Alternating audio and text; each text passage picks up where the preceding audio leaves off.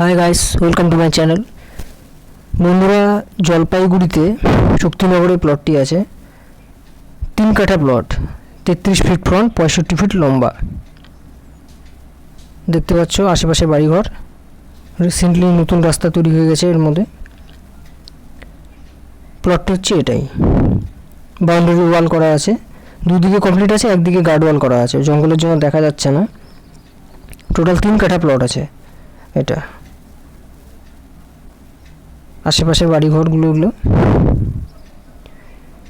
3 কাঠা প্লট, পার কাঠার এটার দাম আছে 8.5 লাখ টাকা করে।